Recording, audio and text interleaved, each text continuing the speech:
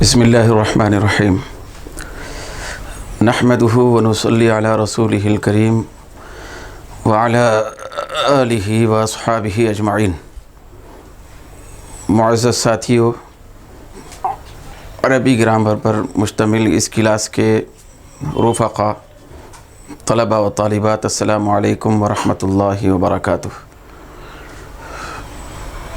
گزشتہ کل دوران کلاس یہاں کرنٹ کے چلے جانے پر درس منقطع ہو چکا تھا۔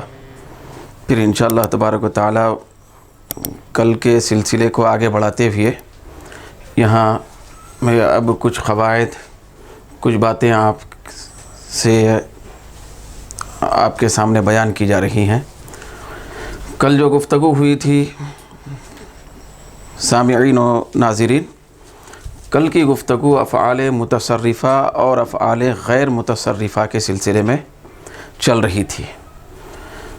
تو افعال متصرفہ ان فعلوں کو کہا گیا تھا، جیسا کہ آپ کے سامنے بات آ چکی ہے، کہ ایسے افعال ہوتے ہیں جن کی مکمل گردانیں آتی ہیں۔ مثلاً فعل ماضی کا صیغہ ہے تو فعل مضارع کا صیغہ بھی آتا ہے، فعل ماضی کی گردان ہے تو فعل مضارع کی گردان آتی ہے، پھر فعل امر کی گردان آتی ہے، فعل نہی کی گردان آتی ہے، الی آخرہ، پوری گردانیں جو ہیں وہ سب آتی ہیں، تو اس کو افعال متصرفہ کہا جاتا ہے۔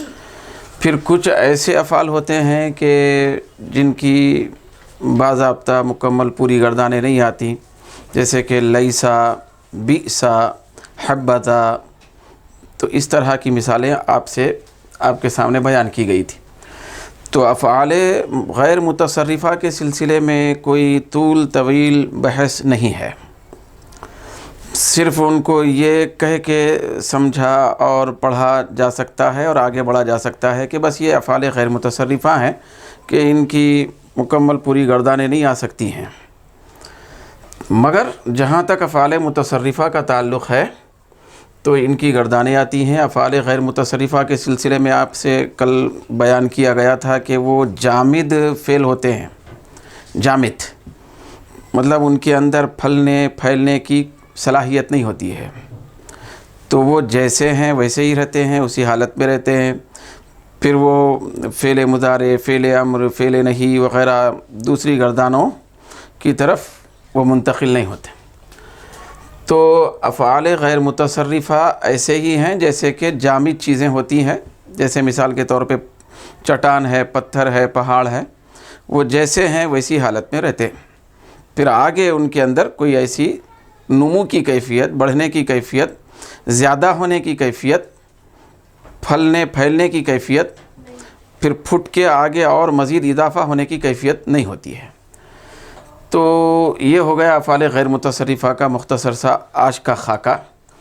مگر یہ افعال متصرفہ جو ہیں وہ اگر ایک ہو، جیسا کہ آپ کے سامنے بیان کیا گیا کل، وہ ایک ہو تو فعل متصرف اس کو کہا جائے گا، تو اس کے اندر پھلنے پھیلنے پھٹنے کی صلاحیت ہوتی ہے۔ دوستوں، میں یہ کوئی نئی بات آپ کے سامنے بیان نہیں کر رہا ہوں۔ کل اس گفتگو کے چلتے وقت کرنٹ منقطع ہو گیا تھا کہ یہ جو علم صرف ہے تو یہ علم صرف یاد کرنے کا علم ہے، پھر یہ ایک دوسرے کی طرف منتقل ہونے کا علم ہے، صیغے تبدیل ہونے کا علم ہے، پھر مختلف شکلوں میں صیغے اور الفاظ بدلتے رہنے کا علم ہے۔ مطلب یہ ہے کہ اس کے اندر یہ فعلی کیفیت ہوتی ہے، مطلب یہ ہے کہ اس کے اندر گڑبڑ ہوتی رہتی ہے، کبھی وہ شکل، کبھی یہ شکل، کبھی یہ شکل، ماضی سے مضارع، مضارع سے امر، امر سے فلاں، تو اس طرح ماضی کے پھر صیغے ہیں، 14 الفاظ ہیں، 14 صیغے ہیں، کبھی واحد کا صیغہ، کبھی تثنیہ کا صیغہ، کبھی جمع کا صیغہ، کبھی مذکر کا صیغہ، کبھی مؤنث کا صیغہ، اس طرح اس کے اندر ایک انقلابی کیفیت ہے، بدلنے کی کیفیت ہے۔ تو یہ علم صرف ہے۔ تو اس کے اندر ایسا پرسکون ماحول نہیں ہوتا ہے جیسے کہ علم نحو میں ہوتا ہے۔ تو اس کے اندر کچھ سکون، اطمینان کا ماحول پایا جاتا ہے۔ سمجھنے سے اس کا تعلق ہے، سمجھانے سے اس کا زیادہ تعلق ہے، جیسا کہ اس سے پہلے بیان کیا گیا۔ یہ پڑھنا، رٹنا، مختلف شکلوں میں صیغوں کو بدلتے رہنا، تو اس سے اس علم کا تعلق ہے۔ تو افعال متصرفہ میں یہ جو فعل ماضی ہے، اب فعل ماضی ہے تو فعل ماضی سے فعل مضارع بنتا ہے۔ تو دیکھیے ہے فعل ماضی، مگر فعل ماضی سے فعل مضارع بنا، پھر فعل مضارع سے فعل امر بنتا ہے۔ تو اس طرح اس کے اندر تبدیلی پیدا ہو رہی ہے، تبدیلی پیدا ہو رہی ہے۔ پھر یہ تبدیلی صرف ظاہری الفاظ کے تحت میں ہی نہیں ہو رہی ہے، پھر الفاظ کے اندر تبدیلی اور مختلف شکلوں میں اس کا بدلتے رہنا، یہ الفاظ کے حد تک محدود نہیں ہے، بلکہ وہ زمانے کے حساب سے بھی ہے، زمانہ اس کے ساتھ ملا ہوا رہتا ہے۔ فعل متصرف جو ہوتا ہے اس کے ساتھ زمانہ بھی ملا ہوا ہوتا ہے۔ ماضی کے اندر ماضی کا زمانہ ہوتا ہے، جیسے ہی یہ لفظی شکل میں مضارع میں تبدیل ہو گیا، یفعلو ہو گیا، تو وہ اس کے اندر حال اور مستقبل کا ترجمہ ہو جاتا ہے۔ تو اس طرح زمانہ بھی بدل گیا، اس کے ساتھ مل کے رہنے والا جو زمانہ ہے وہ بھی مختلف شکلوں میں بدلتے رہتا ہے۔ تو لفظ بھی بدلتے ہیں اور اس کے زمانے بھی بدلتے ہیں، پھر اس کے معنی بھی بدلتے ہیں۔ تو اس کے اندر چونکہ ایک بدلنے کی کیفیت ہے، بدلتے رہنے کی، وہ ہو گیا افعال متصرفہ۔ اب اس میں سے فعل ماضی ہے، فعل ماضی کے ذریعے ہم فعل مضارع تک پہنچ سکتے ہیں۔ کیوں؟ اس لیے کہ فعل ماضی سے ہی فعل مضارع بنتا ہے۔ میں ایسا سمجھیے کہ فعل ماضی ایک مطلب اصلی روپ ہے، ایک اصلی شکل ہے، پھر اس کے آگے پیچھے کچھ چیزوں کا اضافہ کر کے فعل مضارع بنایا جاتا ہے۔ دوستو یہ بات یہاں پر پھر دوبارہ آپ کے ذہن میں آنا ضروری ہے کہ فعل ماضی جیسے ہے، فعل ماضی کے اصل صیغے، یہ جو اصل صیغہ ہے فعلا، تو اس اصل صیغے کے آگے اس کے بعد، یعنی لام کلمے کے بعد کچھ حروف کا اضافہ کر کے صیغوں میں تبدیلی پیدا کر دی جاتی ہے۔ جیسے مثال کے طور پہ یہ ہے فعل فعلا، تو فعلا سے ہم نے تثنیہ بنانے کا ارادہ کیا، تو تثنیہ بنانے میں ایک حرف کا اضافہ لام کلمے کے بعد ہم نے کیا، تو جیسے ہی یہ حرف کا اضافہ ہوا تو یہ صیغہ بن گیا تثنیہ۔ پھر اسی طریقے سے فعلو ہے، فعلو، تو اس کے اندر ہم نے یہ کیا کہ فعلا تو ہے، فا عین لام، فا کلمہ عین کلمہ لام کلمہ تو ہے، وہ تو رہنا ہے، وہ تو اصلی ہے، وہ اصل حروف ہیں، لیکن اس کے آگے واو کا اضافہ ہم نے کر دیا، واو کا اضافہ کیا تو وہ جمع بن گیا۔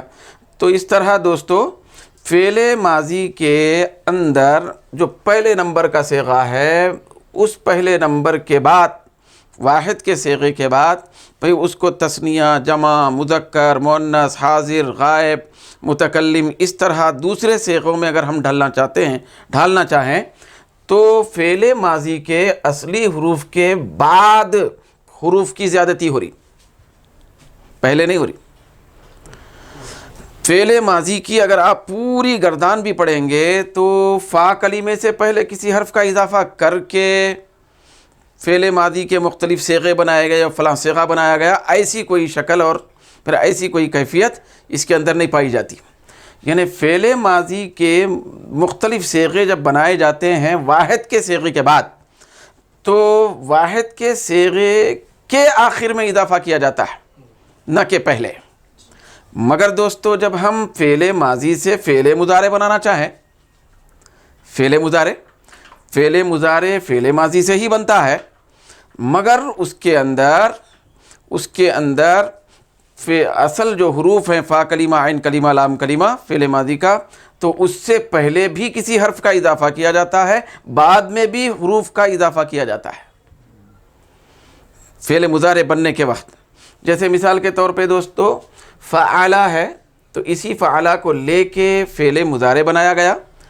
تو کیسے بنایا گیا دیکھیں، یا کا اضافہ کیا گیا، یا کا، یا زبر یا، فا عین لام پر یا کا اضافہ کیا گیا، یا حرف ہے اس کا اضافہ پہلے کیا گیا۔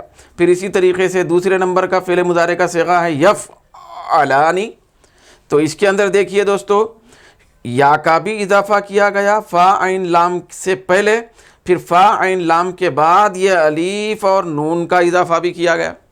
اس کا مطلب یہ ہے کہ فعل مضارع وہ فعل ہے، وہ بنتا ماضی سے ہے، لیکن اس کے اندر شروع میں بھی کچھ کسی حرف کا اضافہ کیا جاتا ہے، پھر کچھ صیغوں میں بعد میں بھی اضافہ کیا جاتا ہے، دونوں طرف بھی اضافہ ہوتا ہے۔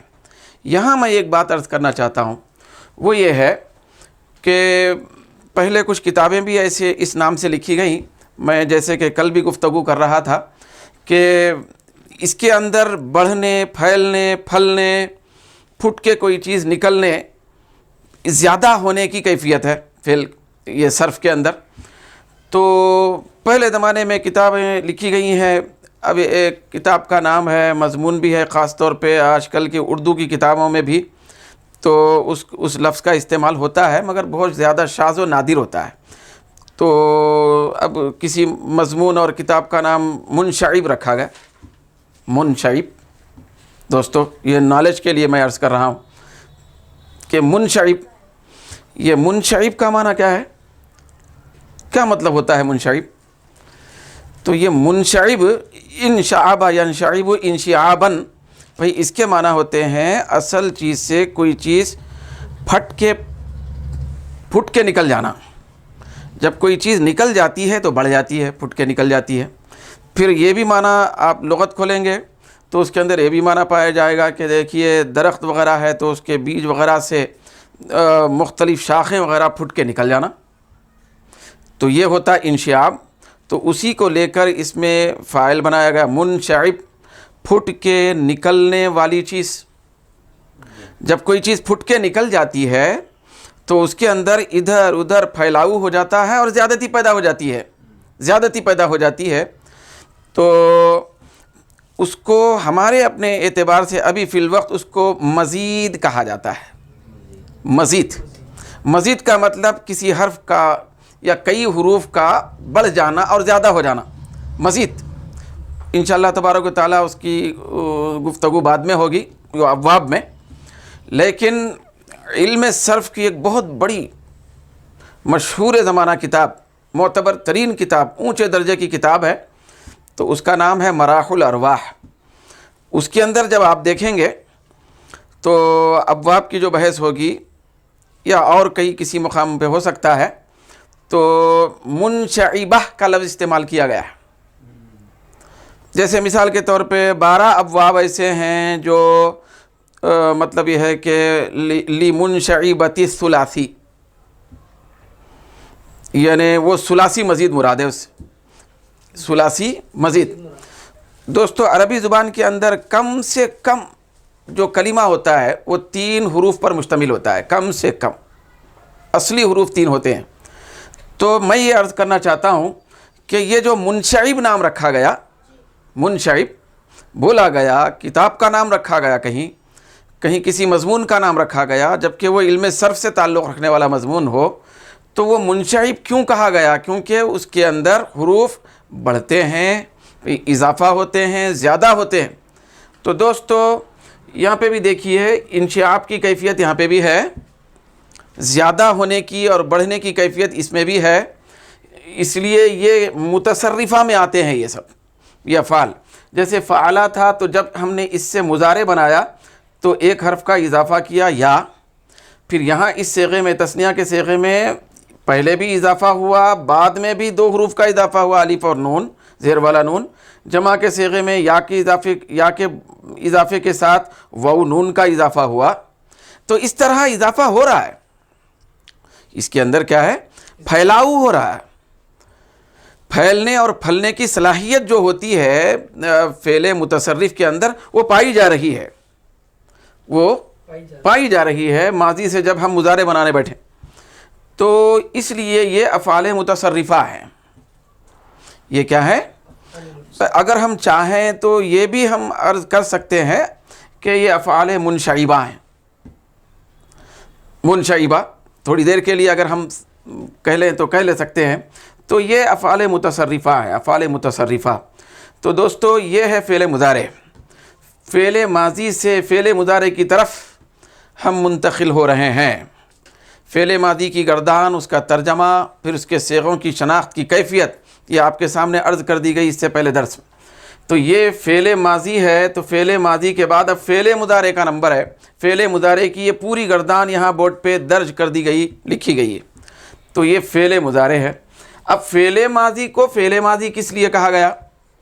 فعل ماضی کو فعل ماضی اس لیے کہا گیا کہ اس کے اندر گزرا ہوا زمانہ موجود ہے، پایا جاتا ہے۔ فعل کیا، بھئی اکلا کھایا، سمع سنا، گزشتہ زمانے میں کسی کام کے ہونے کو بتاتا ہے، تو اس لیے یہ ماضی سے تعبیر کیا گیا اس کو۔ تو ٹھیک اسی طریقے سے یہاں پہ بھی وہی کیفیت، یہاں سوال پیدا ہوتا ہے کہ فعل مضارع کو فعل مضارع کیوں کہا گیا؟ اس کا نام فعل مضارع رکھا گیا۔ یہ جو فعل مضارع کی جو گردان ہے، یہ یفعل، یفعلان، یفعلون، تفعل، تفعلان، یفعلن، تفعل، تفعلان، تفعلون، تفعلین، تفعلان، تفعلنا، افعل، نفعل، یہ دیکھیے اس کے اندر بھی فعل ماضی کی طرح 14 صیغے موجود ہیں۔ 14 صیغے ہیں۔ تو یہ بھی گردان 14 صیغوں پر مشتمل ہے، مگر اس کا نام دیا گیا ہے فعل مضارع۔ ہے فعل، مگر اس کا نام کیا ہے؟ ایک امتیاز کے لیے، خصوصیت کے لیے یہ مضارع سے تعبیر کیا گیا، مضارع کہا گیا اس کو، مضارع۔ تو مضارع کے کئی توجیحات بیان کیے گئے، لیکن یہ چونکہ ابتدائی درجے کے طلباء کے لیے یہ کلاس چل رہی ہے، انشاءاللہ تعالیٰ آگے کبھی بڑھنے کے بعد وہ مختلف تعبیرات کی توجیحات بھی آپ کے سامنے عرض کیے جا سکتے ہیں، لیکن یہاں سر دست میں ایک بات عرض کروں گا۔ دیکھیے مضارع جو لفظ ہے، مضارع، تو اس کے معنی آتے ہیں مشابہ، ایسے تو اور بھی معنی ہے لیکن میں اس میں سے ایک لے رہا ہوں۔ مضارع کا معنی کیا ہے؟ مشابہ۔ مشابہ کا مطلب کیا ہوتا ہے؟ ایک چیز دوسری چیز کی طرح ہونا، بھئی ایک چیز کسی دوسری چیز کی طرح ہونا، طرح جو ہوتی ہے اس کو مشابہ کہتے ہیں۔ تو یہ ہے مضارع، مطلب اس کا مطلب ہوتا ہے مشابہ۔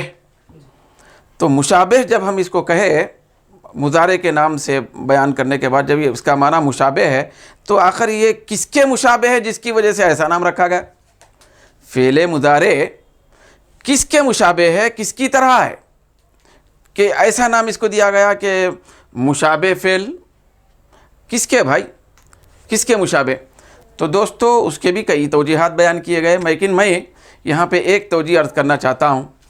دوستو میں اس سے پہلے پرسوں برسبیل تذکرہ درمیان میں یہ ایک لفظ لکھا تھا میں، وہ ہے عین۔ یہ دیکھیے عین کا لفظ ہے، تو عین یہ آنکھ کے معنی ہے، اس کے معنی کیا ہے؟ ایک آنکھ۔ تو عین، تو یہ عین کا جو لفظ ہے عربی میں، یہ درس نظامی کے اندر یہ عین کا جو لفظ ہے، اس کی کئی مقامات پر کئی انداز سے اس کی مثال دی جاتی ہے، کئی مقامات پر کئی انداز سے اس کی مثال دی جاتی ہے۔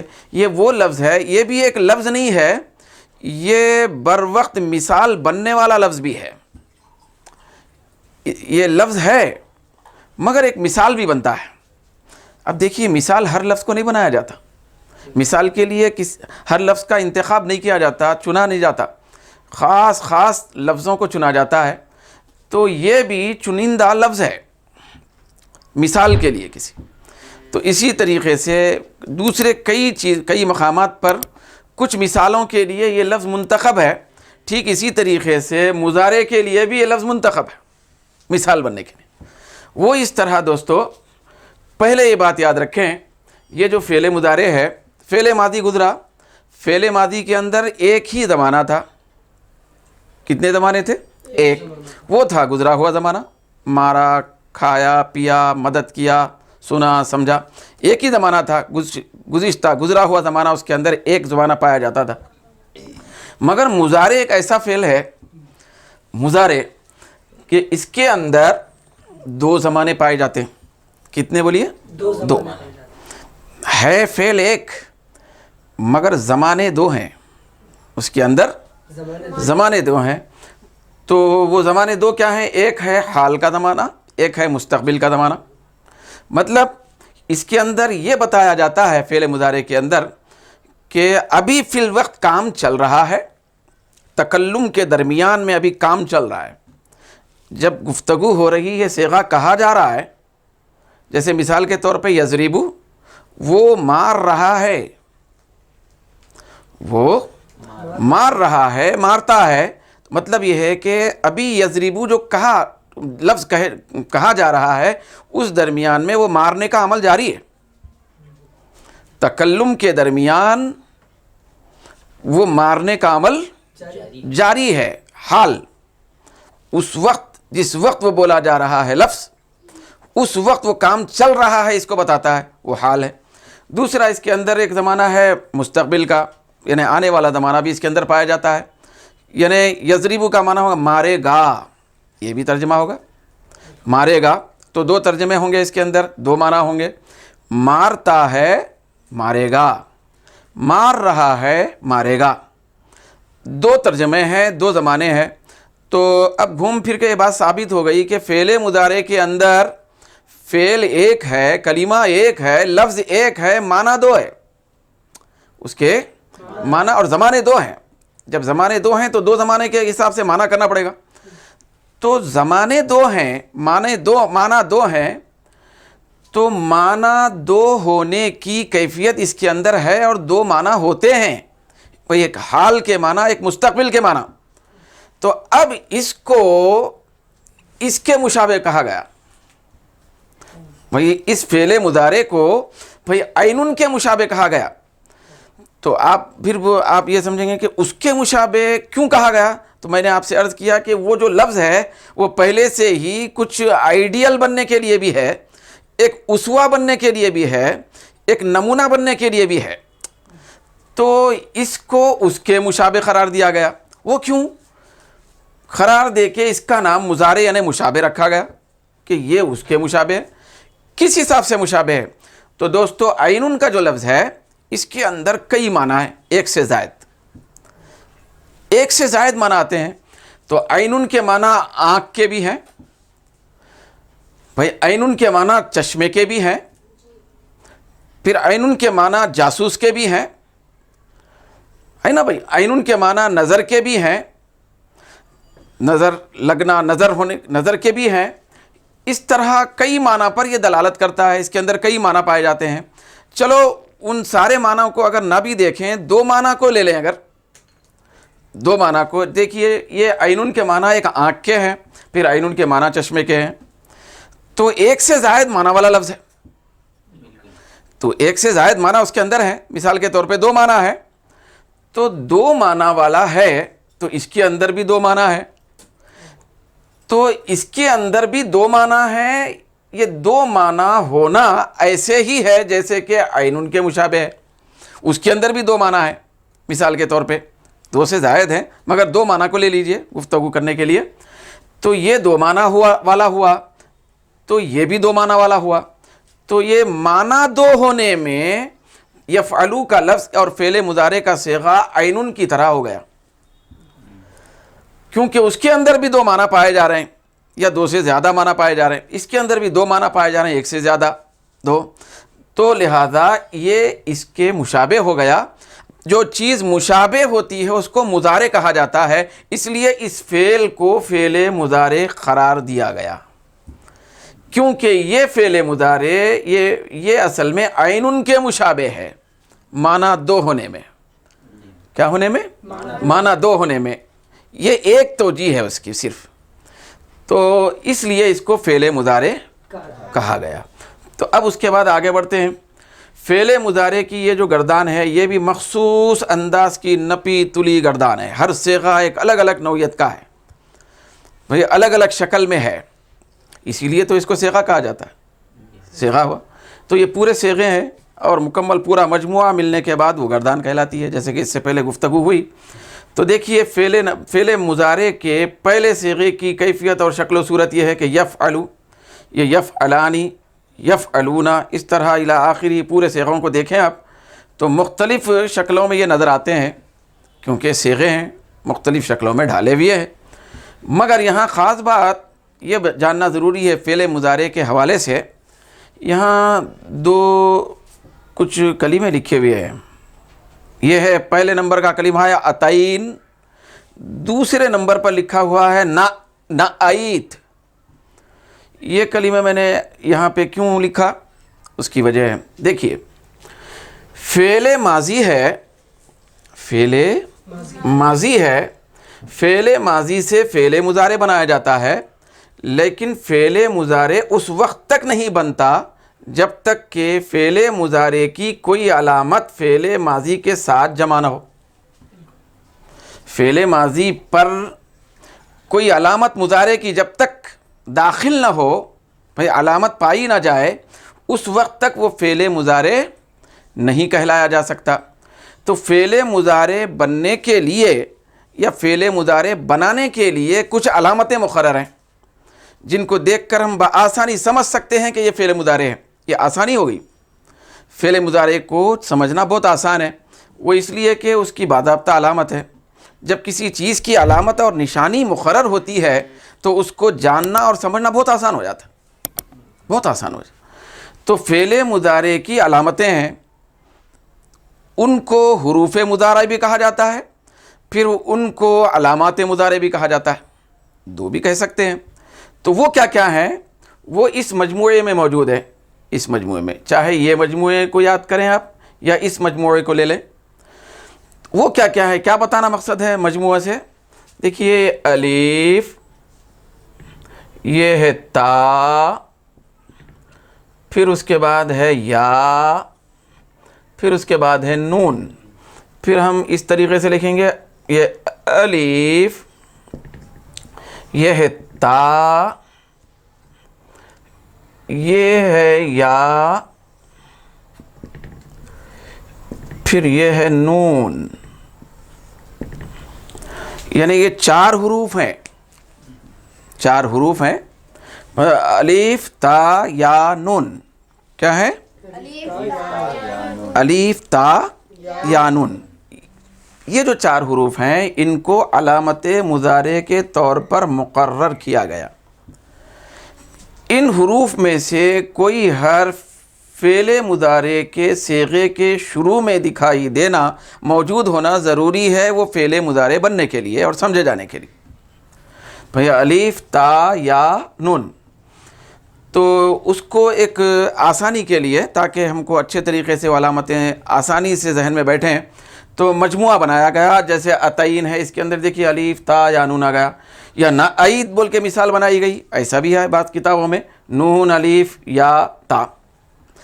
گھوم پھر کے چار حروف کو یاد رکھنا، بآسانی ذہن میں چار حروف یاد رہنا اور بیٹھنا ذہن میں، یہ ضروری ہے، یہ مقصد ہے. تو دیکھیے یہ جو چار حروف ہیں الف تا یا نون، یہ حروف مضارع یا علامات مضارع سمجھے جاتے ہیں. تو اب دیکھیے یہ جو صیغوں کو اگر ہم دیکھیں تو یفعلو، یفعلانی، یفعلونا، یہ جو تین صیغے ہیں، پھر اس کے ساتھ ساتھ یہ دو صیغوں سے ہٹ کے پھر آگے جا کے یفعلنا، یہ جو صیغہ ہے. تو جملہ چار صیغے ایسے ہیں فعل مضارع کے 14 صیغوں میں کہ جن کے اندر پہلے نمبر پر علامت کے طور پر یا پایا جاتا ہے. یفعلو، یفعلانی، یفعلونا، پھر یفعلنا. چار صیغے ایسے ہیں جن کے اندر مضارع کی علامت کون سی پائی جاتی ہے؟ یا. خاص حکمت کے تحت میں یہ مقرر کرے ہیں وہ لوگ، ایک حکمت ہے. تو یا پائی جاتی ہے علامت. پھر اس کے بعد دیکھیے تفعلو، تفعلانی، پھر تفعلو، تفعلانی، تفعلونا، تفعلینا، تفعلانی، تفعلنا. ادھر کے جو صیغے ہو گئے یہ تو 6 ہو گئے، اور یہ دو صیغے ملا لیں تو کتنے ہو گئے؟ بھئی 8 صیغے ہو گئے. فعل مضارع کے 14 صیغوں میں 8 صیغے ایسے ہیں جن کے اندر شروع میں مضارع کی علامت کے طور پر تا آتا ہے. تا لے لیا 8 صیغوں کے لیے، تا کا انتخاب ہوا. پھر اس کے بعد متکلم کے جو 2 صیغے ہیں وہ ہے افعلو، نفعلو، ایک واحد کا صیغہ ایک جمع کا صیغہ. تو اس کے اندر پہلے صیغے میں متکلم کے پہلے واحد متکلم میں الف کا انتخاب ہوا، پھر جمع اور تثنیہ کے صیغے میں نون کا انتخاب ہوا. اس طرح پوری گردان کے اندر الف تا یا نون جو علامتیں ہیں وہ پائے جاتے ہیں پوری گردان میں. تو یہ پورے صیغے فعل مضارع کے صیغے کہلائے جاتے ہیں. دوستو یہ بھی وہی کیفیت پر ہے، شامل ہے. جیسے کہ فعل ماضی کے اندر ہم نے بحث کی تھی کہ پہلے واحد کا صیغہ ہوتا ہے، واحد تثنیہ جمع، واحد تثنیہ جمع، پھر وہ غائب پر مشتمل ہوتے ہیں، وہ کا ترجمہ ہوتا ہے، اس نے کا اور انہوں نے کا ترجمہ ہوتا ہے. تو یہ ابتدائی جو 6 صیغے ہیں، 6 صیغے، تو یہ پورے کے پورے 6 صیغے غائب سے تعلق رکھتے ہیں. ان کے اندر وہ کا ترجمہ ہوتا ہے. کون سا ترجمہ ہوتا ہے بھائی؟ وہ کا ترجمہ ہوتا ہے. پھر یہ 3 صیغے ابتدائی یہ مذکر سے تعلق رکھتے ہیں، مرد کا ترجمہ ہوتا ہے. پھر باقی کے 3 صیغے یہ مؤنث سے تعلق رکھتے ہیں، اس کے اندر مؤنث یعنی عورت یا لڑکی کے سلسلے میں ترجمہ ہوتا ہے. تو 3 صیغے فعل ماضی کی طرح 3 صیغے ابتدائی وہ مذکر کے کہلائے، پھر 3 صیغے اس کے بعد مؤنث کے کہلائے. پھر سارے صیغوں کے اندر وہ کا ترجمہ ہے کیونکہ یہ غائب ہے، غائب سے تعلق رکھتا ہے. تو دوستو یہ اصل فعل کی شناخت ہمارے ذہن میں ہونا ضروری ہے، جیسا کہ اس سے پہلے عرض کیا گیا. جیسے مثال کے طور پہ اگر آپ کہیں قرآن مجید پڑھتے پڑھتے یا حدیث مبارک پڑھتے پڑھتے کہیں آپ نے پڑھا یفعلون یا یفعلون کے جیسا کوئی اور حرف، کوئی اور کلمہ مضارع کا، کیونکہ یہ آپ سے عرض کیا گیا تھا کہ یہ جو فعلہ ہے اور اسی طریقے سے یہ یفعلو ہے، یہ سب سانچے ہیں. سانچے یہ فعل مضارع کے سانچے ہیں، پھر یہ فعل ماضی کے سانچے تھے. فعلہ فعلہ کی گردان جو ابتدائی تھی یہ فعل مضارع کے سانچے ہیں. مطلب یہ ہے کہ کسی بھی دوسرے فعل کو، دوسرے لفظ کو بھائی اس سانچے کے کسی بھی صیغے کے ساتھ فٹ کریں گے، اس کے جیسا ہم وزن بنائیں گے تو وہ وہی صیغہ کہلائے گا اور اس کا ترجمہ اسی نوعیت کا ہوگا. جیسے آپ قرآن مجید کی تلاوت کر رہے تھے، ایک جگہ آیا یفعلون کے جیسا، اسی کے ٹائپ کا ایک لفظ آپ نے پڑھا، وہ ہے یعملون. یعملون پڑھا آپ نے، تو دیکھیے یعملون قرآن مجید میں آپ نے تلاوت کی، اس کو لے آئے اور یفعلون. اب دیکھیں کہ یہ مضارع کے صیغوں میں سے کس صیغے پہ فٹ ہوتا ہے، تو یفعلون پہ فٹ ہو گیا، برابر جم رہا. یعملون یفعلون حرکت سکون کے حساب سے بھی جم رہا ہے. تو لہذا یعملون کو لے آئے، یفعلون کے ساتھ مطابقت پیدا کر کے دیکھے تو اس کے ٹائپ کا اس کا ہم وزن نکلا. تو اب وہ یعملون بھی یہی صیغہ کہلائے گا. مطلب یہ مضارع کا واحد مذکر غائب کا صیغہ ہے، یہ تثنیہ مذکر غائب کا صیغہ ہے. تو یہ جو یفعلون ہے یہ جمع مذکر غائب کا صیغہ ہے. تو اس کے اندر ترجمہ کیا ہوگا ابھی بتاؤں گا میں. تو اس کے اوپر جب ڈھالیں گے تو اس کے اندر بھی جمع مذکر غائب کا ترجمہ ہوگا. یعملون، یفعلون، ینصرون اور یعلمون، اس طرح. اب اس کے اندر دوستو ترجمہ جو نا، جو 2 ترجمے ہوتے ہیں، ایک مرتبہ سرسری طور پر ترجمے پہ بھی نظر ڈال لیتے ہیں. یفعلو مضارع کا صیغہ ہے، کیا، کھایا، پیا، یہ ترجمہ نہیں ہوگا، وہ ماضی کا تھا. یہ یفعلو کے اندر ترجمے 2 ہوں گے، ابھی آپ کے سامنے عرض کیا گیا. یفعلو کا ترجمہ باضابطہ ہوتا ہے، یفعلو کرتا ہے یا کرے گا وہ ایک مرد، یفعلانی کرتے ہیں یا کریں گے وہ 2 مرد، کرتے ہیں یا کریں گے وہ 2 مرد. 2 ترجمے ہوں گے، دونوں میں سے کسی ایک ترجمے کو کسی وقت کے لیے مقرر کیا جائے گا. یفعلون کرتے ہیں یا کریں گے وہ سب مرد. ٹھیک اسی طریقے سے افعلو کرتا ہوں یا کروں گا میں ایک مرد یا میں ایک عورت، کرتی ہوں یا کروں گی میں ایک عورت. نفعلو کرتے ہیں یا کریں گے ہم 2 مرد یا ہم سب مرد، یا ہم 2 عورتیں یا ہم سب عورتیں. اس طرح ایک سرسری یہاں پہ جائزہ لیا گیا ہے. انشاءاللہ تبارک و تعالیٰ کل فعل مضارع کی پوری گردان لکھنے کے بعد اس کا پورا ترجمہ، یعنی فعل مضارع جیسے فعل ماضی مع ترجمہ لکھا گیا تھا بورڈ پر، اسی طریقے سے انشاءاللہ تعالیٰ کل فعل مضارع بھی مع ترجمہ لکھا جائے گا. تو ابھی فی الوقت یہ جاننا ضروری ہے کہ یہ جو صیغوں کی جو شناخت ہے، ترجمہ اگر ہے اردو ہو یا انگلش ہو، کوئی بھی زبان کا، تو اس کو لے کے ان صیغوں پہ جب فٹ کریں گے اور صحیح شناخت کے ساتھ صیغے تک رسائی ہوگی تو اس کو گردانے سمجھنا اور پڑھنا کہا جاتا ہے، جیسے کہ آپ سے اس سے پہلے عرض کیا گیا تھا. تو بہرحال دوستو یفعلو یفعلانی کی جو گردان ہے، اس کے اندر بھی فعل مضارع کی گردان ہے. یہ فعل مضارع کی گردان سمجھی جاتی ہے اور کہی جاتی ہے اور ہے. تو اس کی شکل و صورت دیکھ لیں. اس نوعیت کے کوئی بھی الفاظ آپ کو کہیں دکھائی دیں تو اس کو آپ برائے کرم فعل مضارع سمجھیں. فعل مضارع ہوگا وہ. تو اب اس کے بعد فعل مضارع کے اندر معنوی اور لفظی اعتبار سے بہت ساری تبدیلیاں بھی پیدا ہو جاتی ہیں. انشاءاللہ تبارک و تعالیٰ آگے گفتگو کا سلسلہ جاری رہے گا. فی الوقت دوستو یہ بات یاد رکھنا ضروری ہے کہ فعل مضارع اس وقت تک نہیں بن سکتا جب تک کہ 4 حروف میں سے کوئی حرف اس کے شروع میں نہ دکھائی دے، نہ آئے. بھئی الف تا یا نون میں سے کوئی حرف جب تک شروع میں نہیں آئے گا وہ فعل مضارع نہیں بن سکتا، کیونکہ یہ مضارع کی علامت کے طور پر منتخب کیے گئے، مقرر کیے گئے حروف. تو یہ مجموعہ یاد رکھیں. بھئی اتعین حروف مضارع کیا کیا ہیں؟ اتعین. بس اس کے بعد گن کے آپ بیان کر سکتے ہیں الف تا یا نون. اتعین کو یاد رکھیں. یہ صرف کے اندر ہی نہیں ہے ایسے مجموعے، اور دیگر جو علوم ہیں جیسے علم تجوید ہے اس کے اندر بھی حروف کے مجموعے مقرر ہیں. حروف قلقلہ، قطب جد، قطب جد.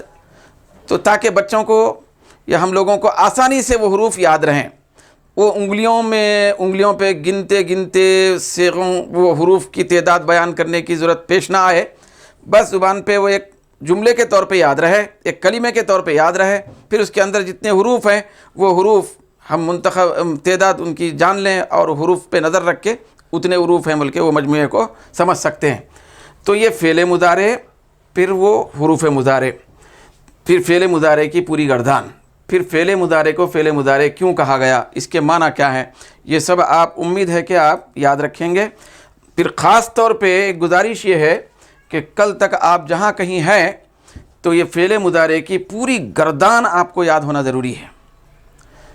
پھر اس کے بعد انشاءاللہ تبارک و تعالیٰ کل جب ترجمہ درج کیا جائے گا، لکھا جائے گا، تو ترجمے کے ساتھ یاد رکھنا.